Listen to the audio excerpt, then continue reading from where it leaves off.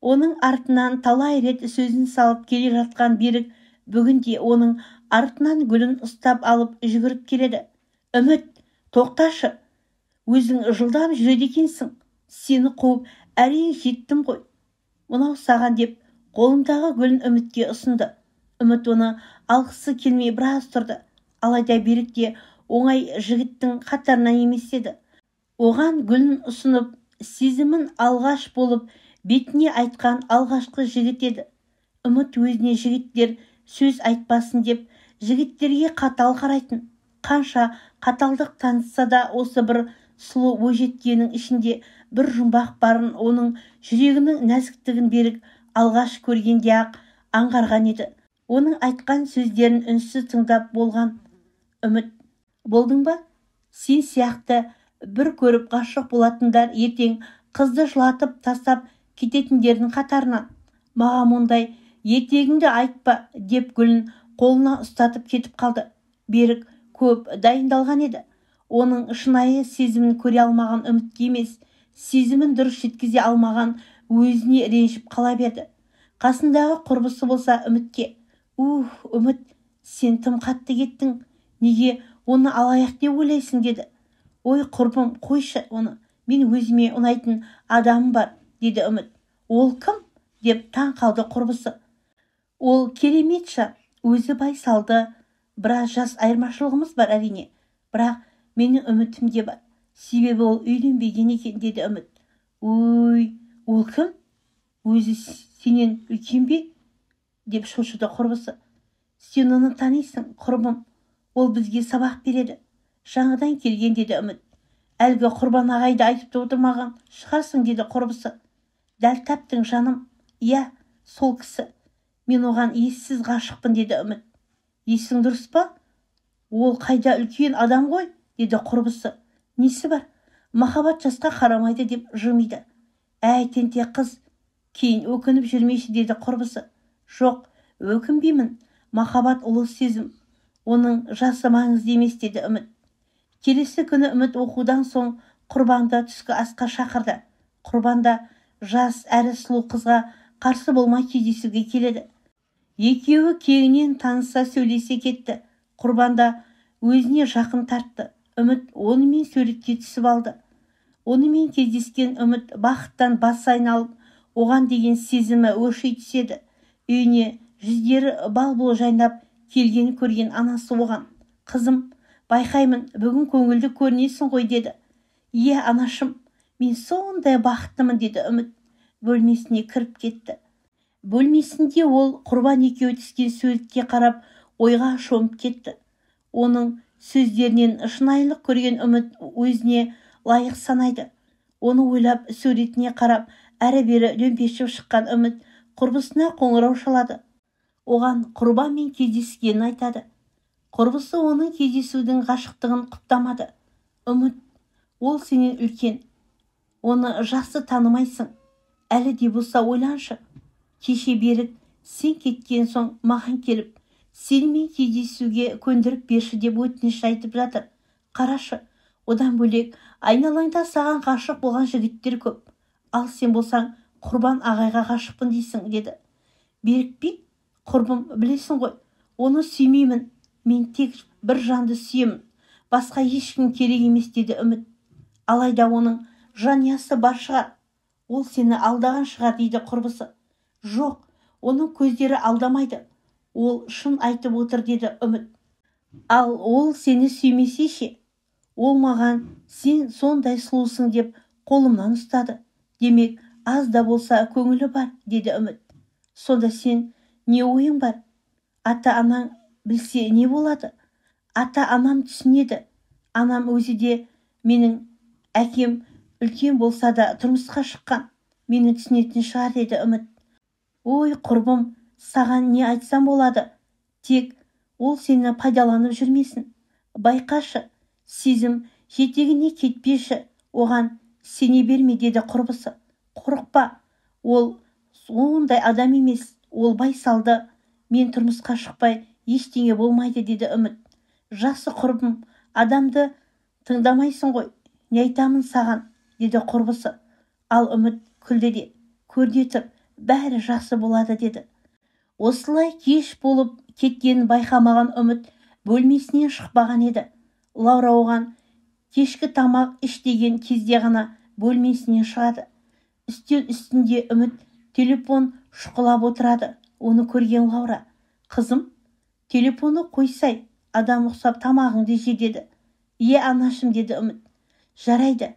Лаура, қызымыз әлі жас қой. Телефон арқылы құрбысымен сөйлесіп, оқу туралы сұрап жатқан болар» деді Керім, өгей әкесі. «Е, әке, сол оқу жайлы ғой бәрі» деп қойды Үміт.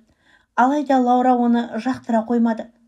«Сонда да бұл ісің жарамас, сосын хабарласып сұрайсың» деді Лаура. Үміт телефонның қалтасына салып қойды. Тамақтанып болған соң бөлмесіне кіріп кетті. Бөлмесіне кірген соң Құрбанды көп ойлап, оған SMS хабарлама жіберді. «Қайырлы кеш, мазалаған жоқпын ба?» «Жоқ, сұлу қыз, өзім де сені ойлап отыр едім. Не істеп жатырсың?» «Мен шынымды айтсам, сізді ойлап отырмын» деген Үміт алғаш болып өз сезімін жеткізгісі келді. «Тамаша жаңалық қой, қазір шыға аласың ба? Кездессек қалай қарайсың?» деп жазды Құрбан. «Жақсы, қарсы емеспін, тек үйдегілерге айтайын» деп жауап қайтарды Үміт. Сосын бөлмесінен шығып, сипаңдап әкесінің қасына келді. «Әке, құрбымның үйіне барып келейінші, сабақ жайында бетпе-бет сұрап дайындалсақ деп едім» деді Үміт. «Қызым, кеш болып кетті ғой. Сені ағаңа айтайын, жеткізіп тастап қайтарында алып келсін» деді әкесі. «Жоқ, әке, рахмет. Ағам шаршап келген шығар. Мазасын алмай-ақ қойыңыз. Өзім тез барып келемін» деді Үміт. «Жарайды қызым, абайлап жүр» деді әкесі. «Рахмет әке» деген Үміт оны бетінен сүйіп кездесуге асығып кетеді. Біраздан соң Лаура Үмітті шақырады. Керім оның құрбымен кездесуге кеткенін айтады. «Осындай уақытта ма? Неге жібердің? Ол қыз баласы ғой» деді Лаура. «Алаңдайтын ештеңе жоқ. Құрбысына кетіп барады» деді әкесі. «Қап, маған айтқанда жібермес едің» деді Лаура. «Лаура, қызды қатты ұстама» деді Керім. Лаура Үміт келгенше байыз таппай қимылдап әрі-бері жүр. Сағатқа қайта-қайта қарайды. Бір жағдайға душар болмаса екен деп оймен Лаура қоңырау шалды. Ал Үміт құрбысымен енді ғана жолыққанын айтады. Лаура кешікпей кел деп айтты. Үміт мақұл деп тұтқаны қойды. Құрбан оның бетінен сүйіп қарсы алды. Екеуі біраз отырды. Құрбан оған өзіне ұнайтынын айтты. Үміт те жымиып өзіне ұнайтынын айтты. Құрбан оның қолынан ұстады. Үміттің беті қызарып сала қойды. Үміт өзін тым бақытты сезінеді. Алдында өз әкесі отырған сезбеген еді. Ал Құрбан болса, бұрынғы әдетінше жас қыздарды алдап жүр. Оның әйелі бар, бір баласы да бар. Алайда ол өзін күтіп отырған әйел мен баласын ұмытады. Жас иіс аңсап жүрген Құрбан өз қызына жолығып отыр. Ал Үмітке болса үйленбегенін айтады. Үйде Лаура байыз таппай қайта қоңырау шалады. Үміт тұтқан алып: «Иә, анашым, не болды? Қашан қайтасың?» «Ту, анашым, мен кішкентай қыз емеспін ғой. Ендігі қайтамын» деген Үміт тұтқаны қоя салды. Лаура болса абдырап қалды. Қайта қоңырау шалып еді. Үміттің телефоны өшірулі тұр. Осыдан соң Лаураның дегбірі қашты. Ойына неше түрі нәсілдер келеді. Ақырында Үміттің құрбысына қоңырау шалмақшы болды. Тұтқаны Үміттің құрбысы алды. «Алло, Үмітке берші тұтқан» дейді. Лаура: «Үміт жоқ қой. Кетіп қалды ма?» «Жоқ, мен оны көрген жоқпын». «Қалай? Сонда ол сенімен бірге сабақ оқуға кетіп еді ғой?» «Жоқ, ол екеуміз сабақ оқимын деп келіспедік. Ол оқуына бағана дайындалып қойдым деп еді ғой». «Сонда ол қайта кетті?» «Білмеймін». «Жақсы, рахмет» деген Лаура тұтқаны қояды. Бұл сөздерді естіген Лаура күйеуіне ол туралы айтады. Күйеуі болса басқа құрбысына кеткен шығар деп оны жұбатты. Лаура қызының оқуға дайындалып қойғанын айтады. Күйеуі болса алаңдама, өзі келгенде сұрайсың дейді. Лаураның жүрегі бір жағдай болып жатқандай алабұртып тұр. Міне Үміт те үйіне оралды. Оның алдынан анасы күтіп алады. Қызым, неге телефонды өшіріп тастадың, деді Лаура. Анашым, мен өшірген жоқпын. Телефонның қуаты бітіп қалыпты, деді Үміт. Сен құрбыңмен кездеспексің ғой.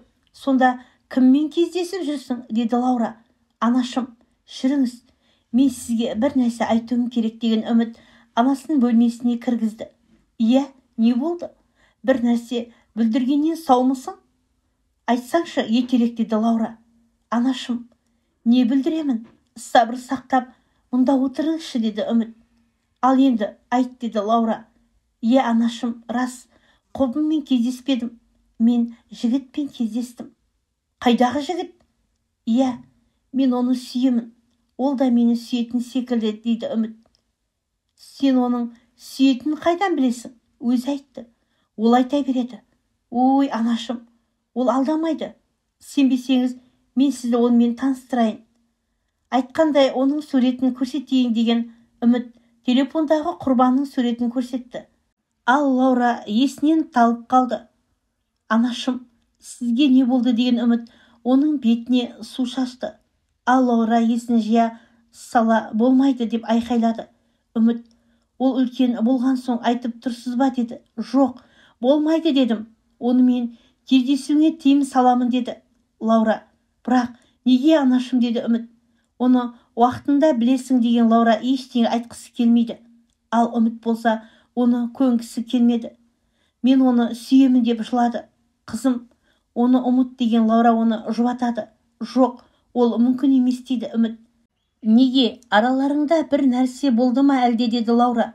Жоқ, анашым, ештеңе болмады. Алайда мен оны ұмыта алмаймын. Себебі не, айтсаңызшы, деді Үміт.